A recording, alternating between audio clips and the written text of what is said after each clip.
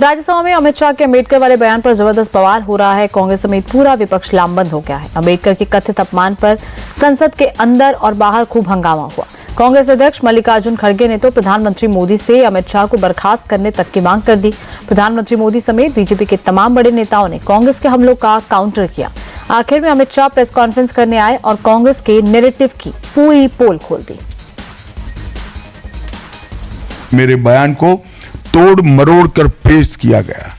मेरा मीडिया के सभी मित्रों से आग्रह है, कांग्रेस ने सार्वजनिक जीवन में जो पद्धति की है कि बयानों को तोड़ मरोड़ कर पेश करना, हो हल्ला मचाना और भ्रांति खड़ी करना।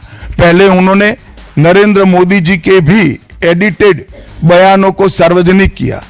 चुनाव जब चल रहा था, मेरे बयान को एआई का उपयोग कर एडिट किया गया और पूरे देश में इसको प्रसारित करने का घृणित काम किया गया। और आज अंबेडकर जी के लिए मेरी बात को तोड़ मरोड़ कर वो पेश कर रहे हैं। मैं वो पार्टी से आता हूं जो पार्टी कभी अंबेडकर जी का अपमान नहीं कर सकती। राज्यसभा में कांग्रेस ने अमित शाह के बयान पर खूब हंगामा किया। बार बार कार्रवाई रोकनी पड़ी। बीजेपी ने भी पलटवार करने में कोई कसर बाकी नहीं रखी। जेपी नड्डा ने कांग्रेस का पूरा इतिहास खोलकर रख दिया। नड्डा ने कहा कि कांग्रेस से साजिश कर बाबा साहब को चुनाव में हराया। नेहरू से राहुल तक इस परिवार ने हमेशा अम्बेडकर का तिरस्कार किया। विपक्ष के नेता श्री मल्लिकार्जुन खड़गे जी इस वक्तव्य को बोलकर सदन के माध्यम से देश को गुमराह कर रहे हैं और मिसलीड कर रहे हैं। गृह मंत्री जी का पूरा वक्तव्य इस बात पर था कि आपने जीते जी अंबेडकर जी का, बाबा साहब अंबेडकर भारत रत्न का हमेशा तिरस्कार किया, हमेशा उनको पीड़ित किया, चुनाव में हराने का काम किया। कांग्रेस ने पूरे दिन अमित शाह पर हमला जारी रखा। अमित शाह की प्रेस कॉन्फ्रेंस से पहले मल्लिकार्जुन खड़गे भी मीडिया के सामने आए। खड़गे ने कहा कि अमित शाह ने अम्बेडकर का अपमान किया। ये लोग संविधान को नहीं, मनुस्मृति को मानते हैं, इसीलिए अम्बेडकर के अपमान पर बीजेपी चुप है। खड़गे ने गृह मंत्री से माफी की मांग की तो लगे हाथ इस्तीफा भी मांग लिया। उसी लिए तो डॉक्टर बाबा साहब अम्बेडकर के लिए उन्होंने ये बात की।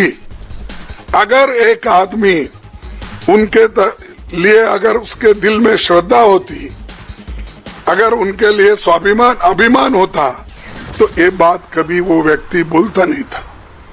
तो इसीलिए हम चाहते हैं कि हमारे अमित शाह राजीनामा देना चाहिए और मोदी जी को अगर थोड़ा सा भी बाबा साहब अम्बेडकर के बारे में श्रद्धा है तो रात के 12 बजे के अंदर वो निकाल देना चाहिए उनको। मल्लिकार्जुन खड़गे ही नहीं, राहुल गांधी ने भी एडिटेड स्पीच पर अमित शाह को घेरा। पहले राहुल गांधी ने ट्वीट कर कहा कि मनुस्मृति को मानने वालों को संविधान से तकलीफ हो रही है। बाद में राहुल ने संसद से बाहर निकलते हुए कहा कि बीजेपी वाले संविधान के खिलाफ काम करते हैं। ये लोग अम्बेडकर जी के संविधान को खत्म करना चाहते हैं। कॉन्स्टिट्यूशन के खिलाफ है ये। इन्होंने कहा, ये पहले ही कह रहे थे कि कॉन्स्टिट्यूशन को हम चेंज करेंगे। ये इसके खिलाफ हैं, अंबेडकर जी के खिलाफ हैं, उनकी विचारधारा के खिलाफ हैं। इनका पूरा का पूरा काम अंबेडकर जी ने जो किया और जो कॉन्स्टिट्यूशन है उसको खत्म करने का है, तो सब पूरा देश जानता है। विपक्ष ने अमित शाह के खिलाफ मोर्चा खोला तो अरविंद केजरीवाल भी उसमें कूद गए। आम आदमी पार्टी बीजेपी मुख्यालय के बाहर अमित शाह के खिलाफ प्रदर्शन करने सड़क पर उतर आई। खुद केजरीवाल इस प्रदर्शन को लीड कर रहे थे। जब पुलिस ने रोका तो केजरीवाल बीच सड़क पर बैठ गए। केजरीवाल ने कहा कि बाबा साहब भगवान से कम नहीं है, उनका अपमान हिंदुस्तान नहीं सहेगा।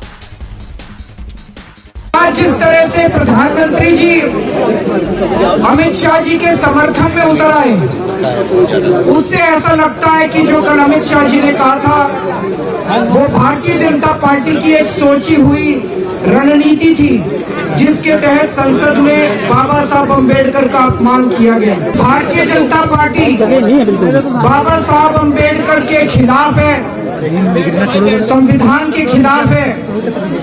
और अब बीजेपी के जितने समर्थक हैं उनको तय करना पड़ेगा, या तो वो बीजेपी के साथ हैं या बाबा साहब अम्बेडकर के